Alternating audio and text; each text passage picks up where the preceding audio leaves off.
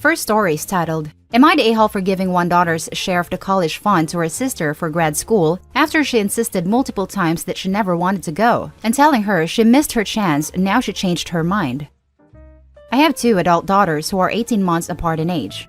I've been binge watching The Crown, so let's call them Elizabeth, 33, and Margaret, 32. Thanks to a combination of saving and money my husband inherited, we had college funds for them. We told both daughters growing up that we had enough saved for them to get an undergraduate degree debt-free, within reason. We made it clear that we couldn't afford them to go to NYU and put them up in an apartment in Manhattan, but they could go to an in-state school without worrying about loans.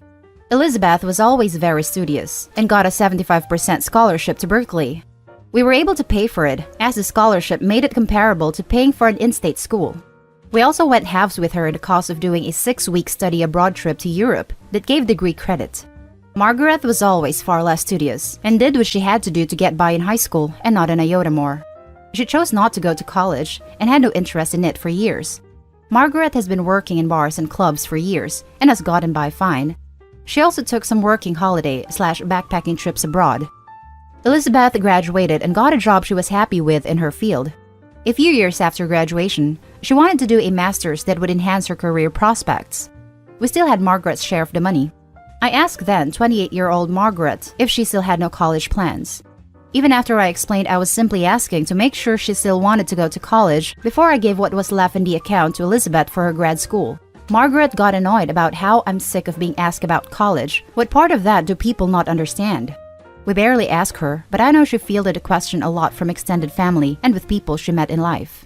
So, we gave it to Elizabeth, who went to/graduated from Stanford with a combination of scholarship/grants and a college fund. 4 years later, Margaret wants the money to go to college and asked us to pay for her. She absolutely lost it when we reminded her she said she didn't need it and we gave it to Elizabeth. I think the pandemic has shaken her and she's realized she needs a real career, as she is now an unemployed 32-year-old bartender in the coronavirus era, and most of her former let's go work/party in Australia for 12 months friends are settling down and having kids.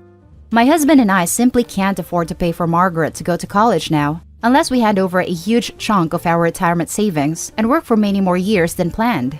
My husband has struggled with a lack of energy since recovering from cancer 3 years ago, so may well need to retire early. I'm also not convinced she has the motivation to follow through all the way to graduation. Am I the a-hole for telling her that we gave her 10 years to take up the option of paying for college? She said repeatedly she didn't want it, and we double-checked before Elizabeth got it. So, she needs to work it out for herself if she wants to go. Now for the top comments. Not the a-hole. She's a grown adult at this point. And as a grown adult, wouldn't she have an easier time getting financial aid since she wouldn't have to disclose her family's income? Not the a-hole.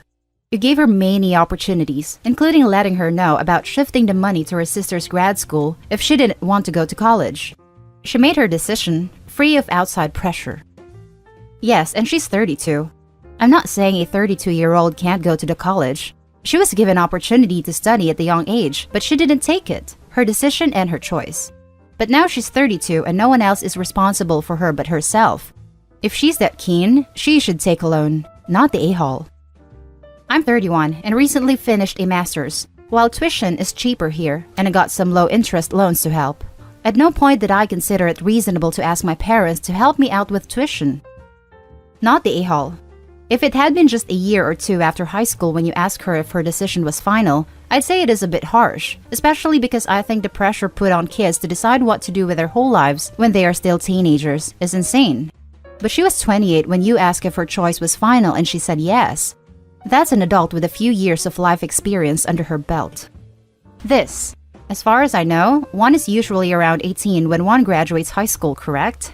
That means OP gave her 10 whole years to change her mind, and then only asked for plans, not even set a deadline to be enrolled somewhere or something. And she was informed that the money would go to her sister's education. She still refused. That was her choice that she now has to live with. Now for the next story. Am I the a-hole for only paying for my stepdaughter's college? I, 50 male, have 5 daughters. 4 of which, Anna, 24 female, Allie, 22 female, Alex, 20 female, and Angela, 17 female, are biologically mine. I also have a stepdaughter who is 17 female, Sarah, and we plan on having an official adoption when she's 18. My bio daughters live with their mother, and I had weekend visitations, so I'm not as close to them as I am to my stepdaughter. Here's the issue at hand. I only plan on paying for Sarah's university. My bio daughter's mother is low income, so they qualify for student loans and student aid. Sarah, however, does not, because we have a good income, lower middle class. It's too early now to know what scholarships she will get. Despite our good income, between child support and legal fees for Sarah's custody, we are not as high income as we appear on paper. We did not have the means to start a university fund for Sarah, but we plan on reallocating our finances, taking extra hours, and possibly taking out a loan in our name if we need to, in order to pay for Sarah's university, and then having Sarah pay us back. Plus, Sarah started saving for university when she started working. Angela called me up the other day, since she is also researching and making plans for uni, and asked about financial aid from us. I explained that she will qualify for loans, as did her sisters, and that we can't/won't help her pay. This has since caused a lot of issues. Now all my bio daughters are angry at me for not supporting them. I have loaned them money before, so this isn't true, and for favoring my stepdaughter. I explained to them about them qualifying for loans and told them how much I paid over the years in child support, and it isn't my fault their mother didn't handle the money properly. Also, we are not legally on the hook for paying for post-secondary in regards to child support. I'm not sure if I'm the a-hole here. Reasonably, we can't afford to pay for both Angela and Sarah. Am I the a-hole? Edits for clarification. To clarify, 3 out of 5 of my daughters have already been to college. 1 graduated, 1 got pregnant and dropped out, the other 1 failed and dropped out. That part is kinda said and done, although they are still angry. It's only Angela and Sarah who haven't gone to school yet. Right now, they're researching/applying. The money that we will be earning from working overtime/tightening finances isn't going to be a life-altering amount. The major plan is to take out a loan for Sarah and have her pay us back. I realized the wording on the title was bad. Secondly, you all are accusing me of doing the bare minimum by paying child support and explaining child support couldn't pay for university. Read some of my comments where I outline this in detail. To everyone telling me in the comments and in PMs to just pay for college for all of them, why didn't you set up a college fund, etc. If I could have, I would have. I can't make money materialize. My wife is not a new wife, and Sarah isn't a new kid. I've been married for 15 years and raised Sarah since she was a toddler. We tried to raise them all as sisters as best we could. And now for the top comments. Info. Do please tell us how much money you paid to cover 4 children's upbringing, while also providing enough for your half of a university fund for all 4 children. Oh, also, I only plan on paying for Sarah's university. My bio daughter's mother is low income, so they qualify for student loans. So, your stepdaughter gets a fully paid education, and your daughter gets a bunch of debt? My bio daughters live with their mother, and I had weekend visitations, so I am not as close to them as I am to my stepdaughter. Did you even try? You can forge a decent relationship with people you see every weekend, as long as you care to do so. I'm 100% sure you're the a-hole here, but more info would be good. You're the a-hole. Curious to know if OP actually knows how much a child costs, to even multiply it by 4. Must be hard to calculate from this middle income position higher than everyone else, huh? I paid a very large portion of my income over the years. I don't mind that part. Their mother, on the other hand, was constantly wearing designer clothing and getting food from restaurants just for her, while my daughters wore hand-me-downs and ate junk food for supper. I often still had to buy my children stuff, example, laptops for school, new clothing, food for lunch, etc. My ex lived in housing, so I know she had low expenses. I tried going to court to get stipulations on the money and failed. You're right that it would not have covered a university fund for all of them, but there definitely could have been a small portion put away. I don't want any of my children to have debt, but Sarah does not qualify for any assistance other than what she might earn from scholarships. If we don't help Sarah with her university, she might not be able to attend, unlike Angela. And I did try, but seeing my daughters every weekend is not the same as living together, especially because of the long driving distance, and when they got older, they started not wanting to visit us often. We also only have a 3-bedroom house, plus a basement, whereas they had their own bedrooms at home. You're the a-hole. I'll start by saying I don't think any kid is entitled to have their tuition paid by their parents. But you are showing favoritism for your stepdaughter. Just because your daughters can qualify for loans, they are still financially on the hook to pay those back. Your stepdaughter could technically get loans to cover her schooling as well, yet you are opting to help her and not your other children. Also, child support isn't necessarily to be saved for college expenses. It costs a lot of money to raise children, especially 4 of them. And the day-to-day cost of living expenses is what child support should be used for. That was a huge a-hole move to try and throw their mom under the bus in this situation. Your logic is that your bio-daughter can take out loans because she's low income, and you're giving your stepdaughter help because she's higher income? You're the a-hole.